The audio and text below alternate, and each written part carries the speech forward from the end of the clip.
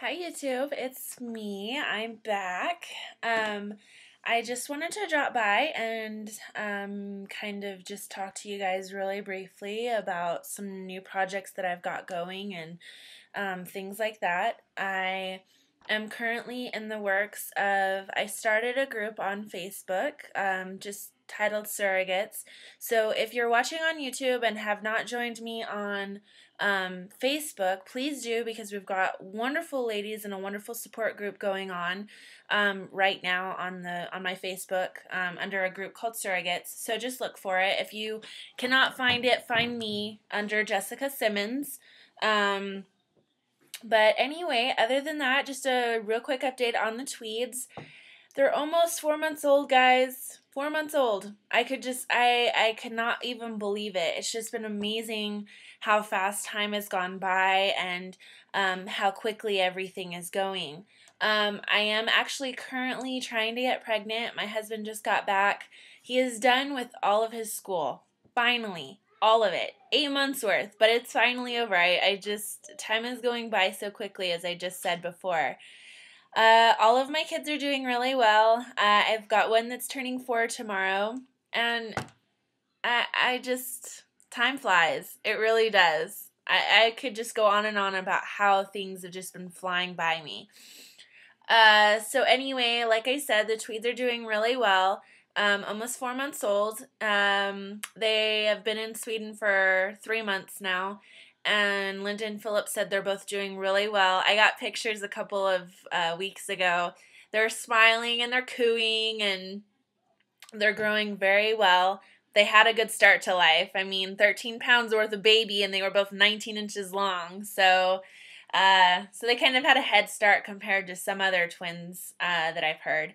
But anyway, something that I wanted to touch on that I've been experiencing with some of my surrogates, not my surrogates, but fellow surrogate mothers that have had failed pregnancies in the middle of their term, and it's just been breaking my heart. I just can't believe that you would be able to carry a baby for 16, 19, 24, 32 weeks, and all of a sudden just bam, you go in for a routine ultrasound and there's no heartbeat. And it's just something that I've been seeing a lot of, and I just want to send out my send out my condolences, I guess is the best way to put it. It makes me very sad because you get to a point in your pregnancy where you start getting excited, you start looking forward to the delivery, and all of a sudden, like I said, just out of nowhere, you go in and there's no heartbeat or heartbeats. You know, there's been times where both babies, unfortunately, have passed away, and it makes you wonder, like, what happened? Was it something? I can't imagine what the surrogate mother is going through. The questions that go through her head. Is it something that I did? Is it something that I could have prevented? Is it something I ate? I know that was a stupid remark, but, it really just starts swirling in your mind what could possibly go wrong. And, if you've had a good pregnancy and there doesn't seem to be anything wrong, and you've been eating right, you've been taking your prenates, you took all of your meds that you were supposed to up until, the 12-week mark when you wean yourself off of them, and you get to a certain point and you feel accomplished, and then bam, it just hits you out of nowhere, and it just makes you wonder. So I really want to say that I'm so sorry to all of those girls out there, women, that have been dealing with something that is so hard. And can you imagine what a hard hit that is on your intended parents? I cannot even imagine. So they are very strong individuals for going through it all over again. But anyway, so I just wanted to set that out there, and you guys have my full support on that. That is just so hard. Moving on, there are a lot of twins happening recently, and I just wanted to say I'm so excited to see that. That is really awesome. Twins are very hard to carry, as you guys know my journey. So much can go wrong, but so much could go right. A lot of twin pregnancies are extremely hard, but so uneventful as well. I mean, it's pretty amazing. I am actually trying to get pregnant, like I was saying before. I'm jumping all over the place, guys. I really am sorry. Um, I think I'm counting my own ums and losing track of what I want to say. Like I said, I'm trying to get pregnant, so wish me luck. I have already ovulated this cycle, starting my period in 5 days, so not much going on there. Stuff that you guys probably really don't want to hear about, but for those of you who do, I'm just throwing it out there. So hopefully I'm going to try and track. I've been doing a lot of ovulation research and things like that. And a lot of women are not predictable. A lot of doctors have said, go on your 15th day or 14th day after ovulation or after your period, and it just does not happen. I ovulated 20 days after my first day of my last menstrual cycle. So it just doesn't happen for some women. It's just not predictable as some doctors have made it out to be. I am taking my prenates still. I've never taken myself off of those, and hopefully we'll see what happens within a couple months. I'm not going to get like obsessive compulsive and, things like that, but there are ways to track ovulation. One is by temperature. Before you get out of bed, put a temperature next to a thermometer next to your bed, and before you get out of bed or start doing anything, take your temperature in your vaginal region, and I'm guessing that they said it rises between a half a degree to almost a degree.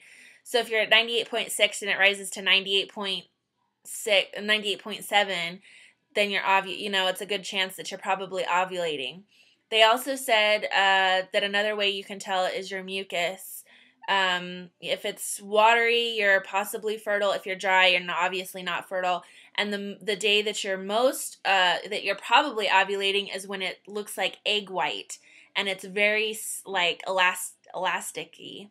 The elasticity of it goes really far. So you can watch that as well. So there are quite a few ways to tell if you're ovulating or not. Sometimes women also just know that they're ovulating. So, so it's just kind of a calculation on how well you know your body and things like that. You can also check your cervix if you're good at that. But anyway, do some research on it. Sometimes it's simple. There's also ovulation calendars that you put in the the first day of your last menstrual cycle, and you just go from there. Go play. Sorry, guys.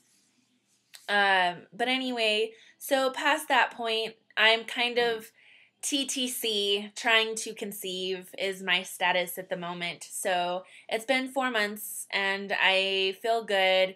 And I think it's just time for me to, start trying. So hopefully next month I'm going to try, after my cycle, like I said, I'm expecting the end of my cycle any day now. And hopefully at the beginning of next month, I'll be ovulating again. So we'll be trying then. So anyway, like I said, I just wanted to throw that out there, kind of an ovulation support video, if you will. And I hope everything is going well for you guys. If you guys ever need anything or just want to talk, a lot of women have known how to find me or, things like that. I'm a stay-at-home mom, and I really like to be there to support you guys, and I like to be an outlet. So please feel free to talk to me about anything. I'm a very open person. I like to do a lot of research into stuff that I am, into and things like that. So please, please, please, please, please feel free to message me about anything. I've also been asked if I'm going to do another journey. It is something that that I have interest in, and I definitely plan on it after I have my own child. I want to see how my body is and get medical, a doctor to tell me whether yes or no. So we'll see how it goes, and we'll go from there. So I'll talk to you guys later. Have a great day. Bye.